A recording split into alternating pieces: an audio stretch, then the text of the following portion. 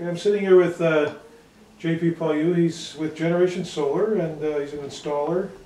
They're based in Peterborough, Ontario, and you guys will be doing the installation for the first wave of our solar buying groups on Solar Unlimited Network. And so JP's an expert, and we're just going to try and cover a few questions that many people ask. So just for an introduction, maybe JP, you could tell us about how long Generation Solar's been in business and how many systems have you installed and all that sort of stuff. Sure. Generation Solar Renewable Energy Systems Inc. is a solar contractor. Was founded in 1998. So we've been doing this for 11 years. It has always been our exclusive business. We've only been interested in renewable energy systems. The majority of our business is solar electric technology and solar water heating technology. We have installed hundreds of systems over 11 years of various sizes, from very small micro cottage systems to large commercial rooftop systems. Run the gamut. Right. So this is an interesting time for people who are in the solar business with the new provincial program, the feed-in tariff program. I imagine that's had a big effect on your business. Can you maybe just tell us a little bit about what that program is and what some of its features are, and then maybe how it's affected your business? And sure. The program is an incentive. The feed-in tariff is sort of a generic term, but it's also the name of the program in Ontario. It is a mechanism for incenting the uptake of renewable energy technology. The notion of the feed-in tariff is you get a tariff or a rate to feed energy in to the grid, hence feed-in tariff. Mm-hmm. So the way that the Ontario program has been structured is that they are offering long-term contracts for a fixed rate. How long-term would be how? Long-term is 20 years. Okay. For a fixed rate to create clean energy, clean electricity, and feed that electricity into the grid. And once it goes in the grid, I mean, it's available to everyone who's connected to you. So the feed-in tariff program itself covers off a wide range of technologies. It covers off solar technology, wind technology, biomass, biogas, landfill gas recovery, small hydro systems, and there's an elaborate structure of pricing and bureaucracy to accommodate all of those different technologies. For the most part, those technologies are intended to address commercial electricity generation. Right. So these are the commercial power producers, the small wind farms, the hydro developers, the municipalities who want to recover their landfill gas. But then there's this tiny segment that for solar, particularly what's called the MicroFIT, the micro feed-in tariff program, that is ideally suited to individual homeowners and small businesses. Okay, what does micro mean? Micro means less than 10 kilowatts peak. Now, to give you a sense of scale, very few homeowners have the roof space or budget to put up 10 kilowatts. Some certainly do, and some are doing that. But most homeowners are looking at systems in the range of, I would say, 2 to 6 kilowatts. Budgetary-wise, you're looking at 2 to 6 kilowatts might be in the neighborhood of $17,000 to $50,000 of investment into a solar energy system. Right. So the micro feed-in tariff terms are for a 20-year contract, a fixed price for solar of 80.2 cents per kilowatt hour, which is roughly 8 times the current retail cost, including taxes and fees. Right. The economics of the MicroFIT, budgetarily speaking, 10-year simple payback.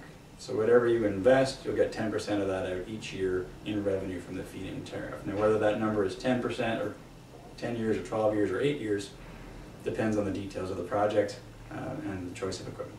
Right, right. So this is this is a big change for the province, right? This is huge. I would also add this is a world-class program. They've used feed-in tariff programs around the world, particularly in Europe, extremely successfully. And the Ontario program is coming along after chronologically, but it is not an also-ran type program. This is a world-class program, right up there with any other programs we've seen in the world. So how has it affected your business? Is it sort of booming at the moment, or? Well, the program was significantly delayed in 2009. It was supposed to be launched in the spring, and then the summer, and then the fall, and it was finally launched in October. There are a number of kinks that people were concerned about, so Yes, the program is launched. There's a lot of early adopters like yourselves who are calling us up. Some people are choosing to put systems in, but because the program has seen this delay, there are also a lot of people who are a bit hesitant. They're waiting for the kinks to get ironed out. There are people who are waiting to have a contract in their hands before they commit. Certainly, overall in the industry, project size has gone up a lot. The level of interest has gone up a lot, and we're expecting 2010 especially to be an extremely busy year. Okay.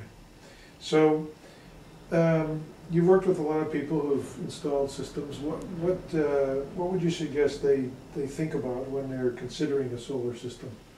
Well, in the context of solar electric technology, Okay. there's lots of information about the feed-in tariff program online, and you can find that at the OPA website, or if you do a search for MicroFIT, OPA MicroFIT, I'm sure that'll turn OPA is Ontario Power Ontario Authority? Power Authority, that's Okay. correct. Yeah. And the OPA is the one responsible for the MicroFIT and the FIT programs.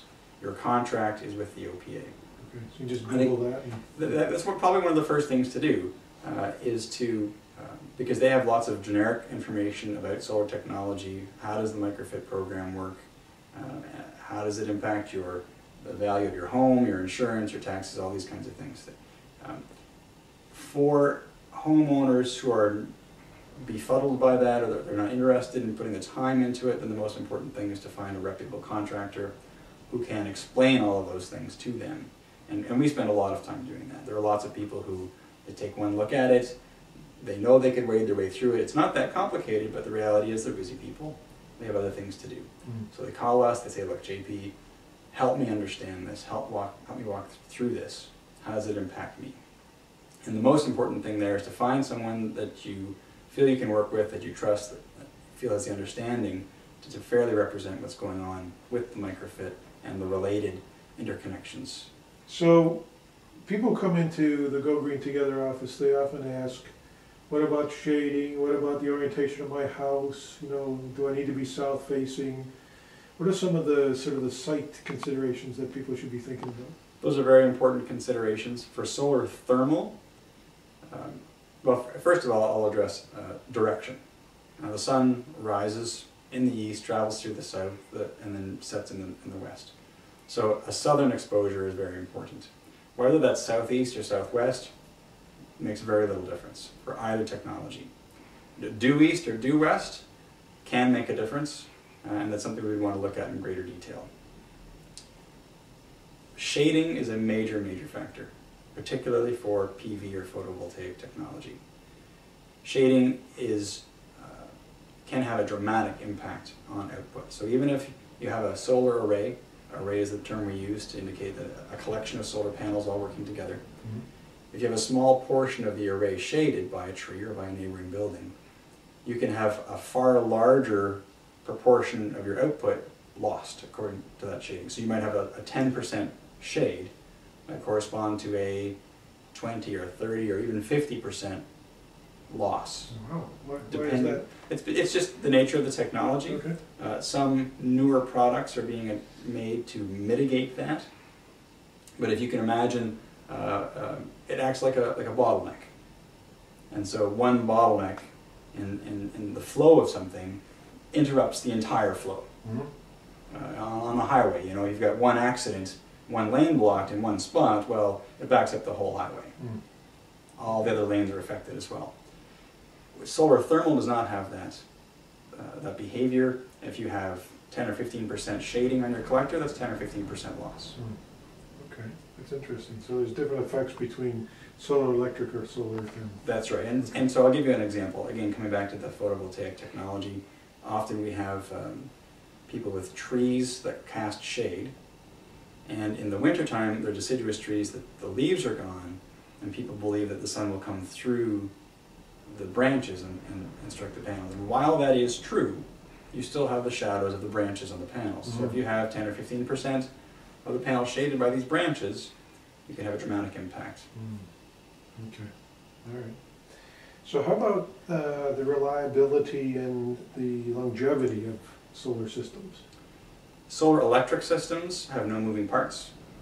The products are proven, the technology is proven. We've been making solar panels for decades. They've been The technology has been tested in demanding environments. The most demanding one that I can think of is space.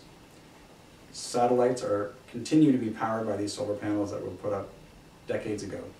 One last question. We're going to do an assessment today of the Lewis's house, Mm-hmm. and so what are the things, some of the things you're going to be doing today to assess this house? First thing I'm going to do is try to figure out where we could install some solar panels. How much space do we have? What are our constraints? Which way do we face? Do we have shading issues? The big question though is, assuming we have no shading, assuming we have some space, how much space and how do we fit it in? I've had a quick peek at this house. It looks like there are a number of roof faces. We have a bit of a challenge to find a contiguous area where we can mount a number of solar panels. Number one. Number two is, how do we connect to the electricity system in the house? There are a number of ways of doing that. It's not a challenge, it's not a problem. I just need to figure out how I'm going to do that. And the third area is, how do we get energy from the solar panels to an inverter and then onto the utility? So how do we run wires? Do we run it outside, inside? What kind of conduit? Do we use an armored cable? These kinds of things. Okay. Technical issues that are problems for me, they don't really relate to the homeowner so much, aside of potentially some aesthetic preferences. Right. One point I think we should make is that the solar technology we're talking about here is called batteryless grid tie technology. Okay. Batteryless. There are no batteries involved. All right. The feed-in tariff program does not permit the inclusion of batteries in these systems. Batteries would be useful for backup power. When the grid goes down, clients who install these systems do not have any power. Just like everybody else. Just like everybody else. Right. If they want backup power, then that is a separate issue to be addressed in a separate system. Okay. It is possible to integrate the systems, but it is still a separate entity to be addressed, Right. and not part of a strict batteryless grid tie system like the kind we're talking about for this first wave. So with these systems, basically you're still buying the power from the grid exactly the way you were before. The way the feed-in tariff program works, you sell 100% of your production at a premium price on a long-term contract. Right. And you buy back whatever you need to consume at whatever the current rate is. Right. Your utility bills, Same way you did before you installed the solar. exactly the same. You will now have, instead of having one utility account, you will have two. Your first one will stay the same. Your second one will now produce a credit for you. It will also have a monthly charge on the order of $8 to $10, I'm told. That's one area that is still a little bit in flux with the program. Right. So there's going to be a small administration fee on a monthly basis, but instead of being a charge to you, it's a credit to you. Yeah, so send you a check. And every utility will have a different way of doing that. Whether they credit one account with the other, whether they send you a check periodically, that's up to the utility. Okay.